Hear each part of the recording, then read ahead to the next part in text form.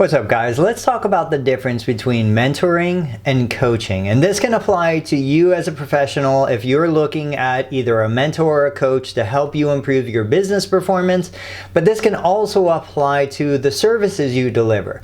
You know, as a physical therapist, I am both a mentor and or a coach to my clients. And I think selling mentorship and coaching to my clients is far more valuable to them and myself than selling physical therapy. Ultimately, physical therapy, it's a commodity. There's not that much value in it. I can show somebody what to do and they can do it. But mentoring and coaching, I believe, has far more value. And at least the patients that I work with, they're seeking those services more than they're seeking physical therapy services. But talking about the definitions of both and differentiating them so that you can better understand, like I need to better understand, I've got a website open on the screen behind me. You guys can't see it, but I'm going to do a little bit of reading and I'll post a link to this website down in the description. So by this website's definition, mentoring is a mentor is someone who shares their knowledge, skills, and or expertise to help another to develop or grow. So the mentor is sharing knowledge, skills, and expertise. A coach is someone who provides guidance to a client on their goals and helps them reach their full potential. I don't know that that necessarily answers my question, but let's get down here to the difference between mentor and coaching. So these are characteristics of a mentor. Mentoring is often longer term, with some mentorship relationships lasting more than 6 months. No qualifications are required for mentoring, which means that it's easy for an organization to start a mentorship program quickly. Yes, mentoring training is often recommended, but it certainly isn't required. As mentioned, mentoring is a lot more directive. I'm not sure what they mean by that. It's about the mentor sharing their knowledge, expertise, and skills, telling the mentee, and guiding them through direction. I'm going to say through example, right? We're using our examples. If I'm mentoring someone, I'm using my life examples, which I think is more problematic than anything, truthfully, and I'll share that at the end of the video. Typically, mentoring is less structured than coaching, and while having a mentor meeting agenda and goal is recommended, it will be up to the mentee to put this together compared with coaching, which typically follows a more structured, rigorous structure. Finally, mentoring is mainly development driven and looks to the mentee to decide what they wish to achieve and which goals they have for their mentoring relationship. So I think that's the interesting part right there. So under mentorship, the mentee is the one that's really driving the relationship. The mentee is the one that's kind of directing what's going on and looking at the mentor as a resource. Now let's talk about coaching, characteristics of coaching. So it's often a shorter term relationship. Some coaching sessions could be as quick as 10 to 15 minutes.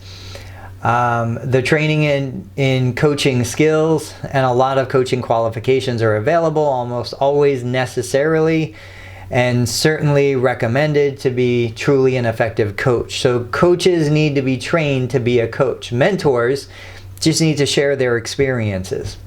Unlike mentoring, coaching is non-directive, which means that it's about posing the right questions, providing the space, trust, and confidence for the individual being coached to consider how they can achieve more, reach their objectives, and find capabilities within themselves. Typically, coaching is structured by inline managers and sponsors. Coaching is performance-driven. So mentorship is development driven. So an effective mentor helps develop the mentee. An effective coach helps improve the performance of a client. I don't know.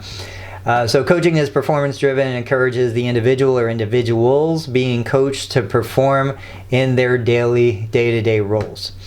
So here's my frustration, and this is where I see this in coming into 2022, especially for the profession of physical therapy, occupational therapy, speech-language pathology.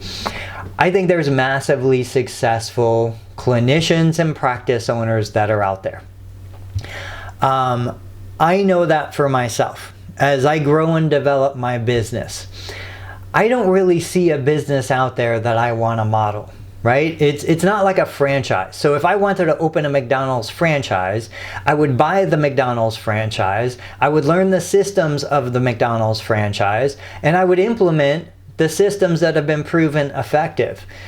I don't see that, and that's not what I personally would want to do, because I want to kind of cut a new path. I believe there's opportunity. I believe there's new roads to success within our profession, and there's nobody really out there who's doing it successfully. Now, I do look outside of our business, and I'm going to advise you, if you're looking at future success, if you're looking at moving into private practice, building a business, doing something that's going to provide you financial security, I wouldn't limit yourself to doing it within the scope of your discipline, because I think there's so much value, so much benefit from outside our discipline.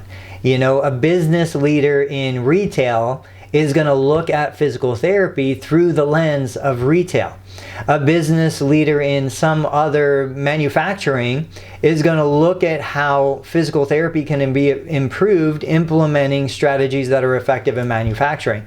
I think there's huge value in that, because the reality is, even somebody who's successful today, I tell everybody who reaches out to me, look, the strategies that made me successful now at the end of 2021 were strategies that were effective in 2001, 20 years ago. We started our business 20 years ago, and we used strategies then that grew a foundation, that built a bankroll, that allowed us to leverage the resources we had then, that make us successful today. But I can't really apply those same strategies in today's environment. Right? The internet wasn't the same. We didn't have social media. We didn't have a DPT program. We didn't have so many things that we're dealing with now. Reimbursement was higher. Student debt was non-existent.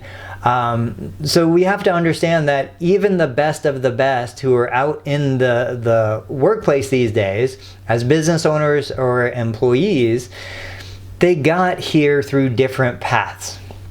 So if you're looking for mentorship, if you're looking for coaching, if you're looking for community, you know, certainly consider finding people outside the profession and then using that information as a way to apply what they've done, what they're doing, into what we have now. The best example I'll give you is in 2001, 2002, digital products, online courses were in its infancy. There was practically nothing available.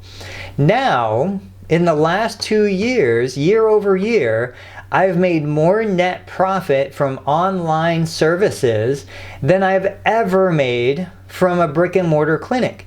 You know, and that's even clinics that were doing $1 million a year in revenue. If you look at the net profit of that clinic compared to the net profit of a moderately successful online program, there's no comparison. The online program blows the profit away. Absolute dollars, not even profit margin, absolute dollars. So we are living in a completely different world. And to think that the principles that made someone successful 10, 15, 20 years ago apply today, it's just wrong. It can't happen. So I look to my mentors as the people putting content out on YouTube, as the people writing blog posts.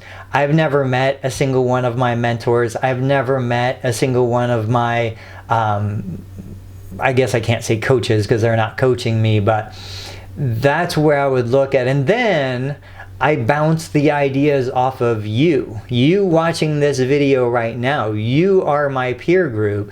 You are the ones, my mastermind. You are the ones that I put something out here and I see how you respond. I put something out here and I get positive or negative feedback. That is the information that I'm looking for that propels me to move forward. I take your feedback, I refine what I'm doing, I implement again, I get new feedback, I refine again, I implement again. And the idea is that at some point, I am progressing every single time. 1% improvement compounded daily, weekly, monthly has huge, massive gains over time. That's what I want you guys to realize and understand. So I wish you the best. If you find the mentor that you've been looking for, if you find the coach that you've been looking for, awesome. Appreciate it. Use it to accelerate your growth. But if you're frustrated because you haven't found that person, just know that that person might not exist, and you might have to look within, trust yourself, trust your gut, make your own decisions, and then adapt. Guys, I'll catch you on the next video.